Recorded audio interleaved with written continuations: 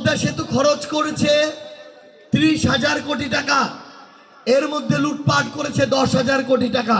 তারা মাটি গায়েব করে, বালি গায়েব করে, পাথর গায়েব করে, শুধুমাত্র একটা জিনিস বাকি থাকে, সেটা হচ্ছে খালটা। যদি সুযোগ থাকতো তারা ওই খালটা পর্যন্ত খেয়ে ফেলতো। এরপরে বালুর টেন্ডার বিএনপিকে দিতে হবে, পাথরের টেন্ডার ছাত্র দলকে দিতে হবে, ইটের টেন্ডার যুব দলকে দিতে হবে, শুধুমাত্র রাস্তাটা দেওয়া বাকি, পারলে রাস্তাটাও তুলে তারা বিক্রি করে দিত।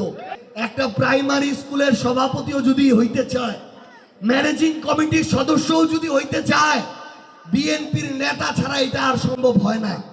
আমাদের রংপুর বিভাগ এবং ঠিকমতো রাস্তা থাকলে লালমনিরহাটের সাথে আমার পঞ্চগড়ের সরাসরি রাস্তা রাখা সম্ভব ছিল। তো আমাদের প্রিয় এই লালমনিরহাট জেলার কালীগঞ্জ উপজেলায় আজকে আমরা একটা উন্মুক্ত পথসভায় এসে উপস্থিত হয়েছি। এই পথসভায় সম্মানিত উপস্থিতি, আপনাদের সবাইকে জানাই সালাম, আসসালামু আলাইকুম ওয়া রাহমাতুল্লাহ। অন্যান্য ধর্মাবলম্বী যারা আছেন আপনাদের সবাইকে আন্তরিক শুভেচ্ছা।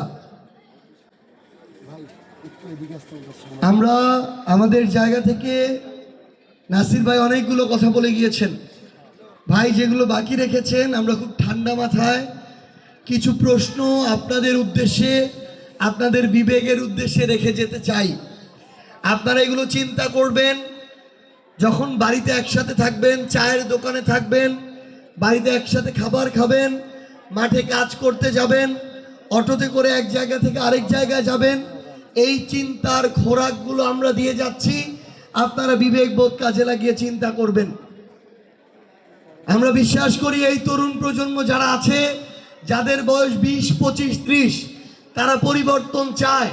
কিন্তু আমাদের যারা বাবারা আছে, দাদারা আছে, যাদের বয়স 50, 60, 70, 80, তাদেরকে এই পরিবর্তনের নেতৃত্ব দিতে হবে, পরামর্শ দিতে হবে, উপদেশ দিতে হবে, একসাথে হাতে হাত রেখে আমাদেরকে সাহস দিতে হবে।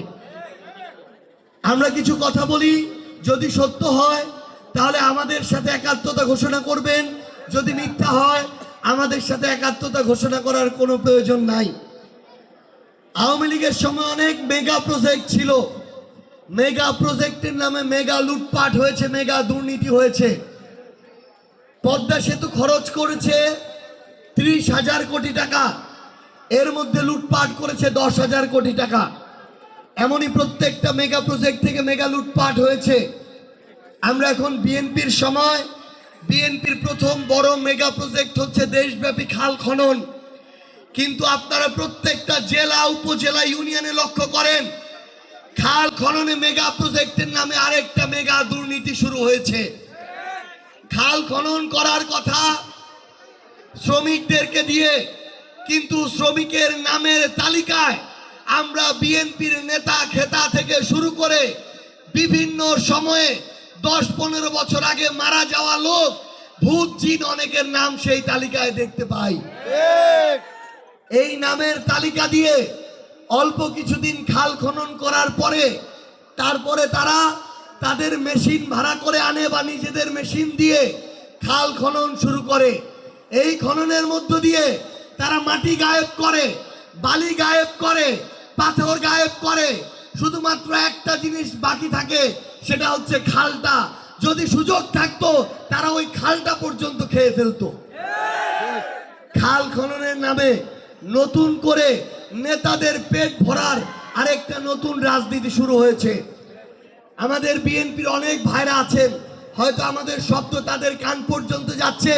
নিজেদের বিবেককে জিজ্ঞাসা করেন, এইখানে যদি 1 লক্ষ মানুষ বিএনপি করে, হয়তো সর্বোচ্চ 100টা মানুষ এই লুটপাটের সাথে জড়িত, কিন্তু বাকি 99,900 জন মানুষ জানে এটা সত্যি কথা, সেখান থেকেও লুটপাট হচ্ছে, চাঁদাবাজি হচ্ছে। তাহলে এই লুটপাটের দায় আপনি লুটপাট না করে কেন আপনার কাঁধের উপরে নেবেন? আমরা আপনার বিবেককে জিজ্ঞাসা করতে চাই। লালমনিরহাটে মনে করেন রাস্তা হচ্ছে, যেই টেন্ডার যে নিয়েছে, যেই কন্ট্রাক্টর ওই টেন্ডার নেয়, সে কাজ শুরু করার আগে নেতা খেতাদের সাথে তার টেন্ডারের চুক্তি করতে হয়। তাদের পকেটে টাকা না যাওয়া পর্যন্ত তারা কাজ শুরু করতে পারে না। এরপরে বালুর টেন্ডার বিএনপিকে দিতে হবে, পাথরের টেন্ডার ছাত্র দলকে দিতে হবে, ইটের টেন্ডার যুব দলকে দিতে হবে, শুধুমাত্র রাস্তাটা দেওয়া বাকি, পারলে রাস্তাটাও তুলে তারা বিক্রি করে দিত। এইভাবে আমরা দেখি 1 নম্বর ইটের জায়গায় 3 নম্বর ইট দেয়া হয়, বালির জায়গায় মাটি দেয়া হয়, রাস্তা যদি 12 ফিট রাস্তা হয় 11 ফিট। আমার বিএনপির ভাইরা 99% কিংবা যদি 95% হয় যারা এই কাজগুলো করেন না, যারা ধানের শীষকে ভালোবাসেন, মেজর জিয়াকে দেখে এসেছেন, খালেদা জিয়াকে দেখে এসেছেন, আপনারা বলেন ওই 10 বছরের রাস্তা যদি 2 বছরে নষ্ট হয়ে যায়, আপনি এটার ভুক্তভোগী হবেন কি হবেন না? খালি ভুক্তভোগী কি জামাত আর এনসিপির লোকেরা হবে? কোনোদিনও না।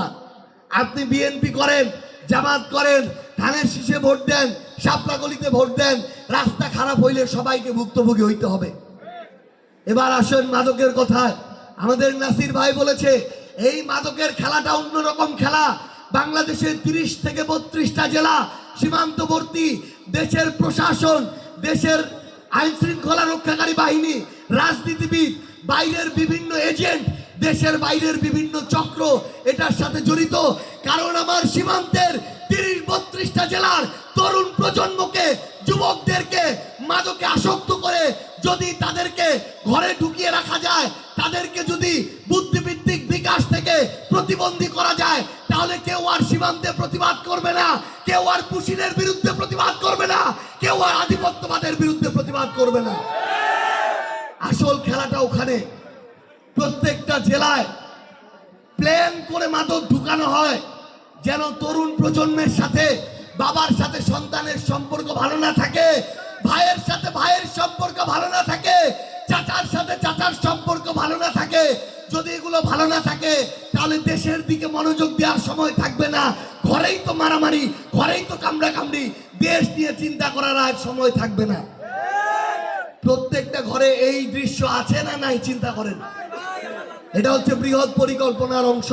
তাই আপনাদেরকে আহ্বান করব যে এই রাজনীতিবিদরা দিনের বেলা মাদকের বিরুদ্ধে কথা বলে, রাতের বেলা মাদক ব্যবসায়ীদেরকে শেল্টার দেয়, যেই প্রশাসন, যেই পুলিশ কিংবা যে কোনো বাহিনীর সদস্য যারা দিনের বেলা মাদকের বিরুদ্ধে 0 টলারেন্স বলে 15 দিন যেতে না যেতেই জামিনের ব্যবস্থা করে ওই আসামিদের ধরে না, তাদের বিরুদ্ধে আমাদের ঐক্যবদ্ধ প্রতিরোধ গড়ে তুলতে হবে। আমাদের তরুণ প্রজন্মকে যদি বাঁচাইতে চাই, আমাদের এই শিক্ষা প্রতিষ্ঠানগুলো বাঁচাইতে হবে। বিএনপি নতুন করে খেলা শুরু করেছে। একটা প্রাইমারি স্কুলের সভাপতিও যদি হইতে চায়, ম্যানেজিং কমিটির সদস্যও যদি হইতে চায়, বিএনপির নেতা ছাড়া এটা আর সম্ভব হয় না। এখন সেই নেতা যত বড় বাটপার হোক, ধান্দাবাজ হোক, ক্ষমতার অপব্যবহারকারী হোক, এটা বড় বিষয় না। ওই বিএনপির নেতা কিনা, খেতা কিনা, পদ আছে কিনা, এটাই বড় বিষয় হয়ে দাঁড়ায়। আমার 95% বিএনপির ভাইরা, মেজর জিয়ার আদর্শ ধারণকারীরা, বেগম খালেদা জিয়ার আপোষহীন কর্মীরা একটা জিনিস শুধু বিবেকবোধ দিয়ে চিন্তা করেন, এই উপজেলার স্কুলের মান যদি নষ্ট হয়ে যায়, আপনার সন্তানের ভবিষ্যৎ ধ্বংস হওয়া থেকে কেউ বাঁচাইতে পারবে না। যেদিন এই স্কুলের মান নষ্ট হয়ে যাবে, শিক্ষার মান নষ্ট হয়ে যাবে, ওই দিন খারাপ শিক্ষা থেকে বিএনপির ভাইদের সন্তানরাও মুক্তি পাবে না। এই জন্য আপনাদের আহ্বান করব, আপনাদের দলের যে অল্প কিছু মানুষের কারণে মানুষ নির্যাতিত, নিপীড়িত, যাদের কারণে দুর্যোগ মন্ত্রী নিজেই একটা দুর্যোগ হিসাবে আবির্ভূত হয়েছে, তাদের বিরুদ্ধে প্রতিবাদ করতে হবে। এলাকার লোকজন আমাদেরকে বলছে যে বিভিন্ন ধরনের সমস্যা, এই সমস্যা পলিটিক্যাল ব্যাকআপ ছাড়া কেউ করতে পারতো না। রাজনৈতিক শেল্টার না থাকলে এগুলো কেউ করতে পারতো না। তাহলে দুর্যোগ মন্ত্রীকে আমাদের প্রশ্ন যে আপনি দুর্যোগ মন্ত্রী হিসাবে সকল দুর্যোগের আশ্রয়দাতা যদি আপনি হন, তাহলে দুর্যোগের সমাধান হবে কিভাবে?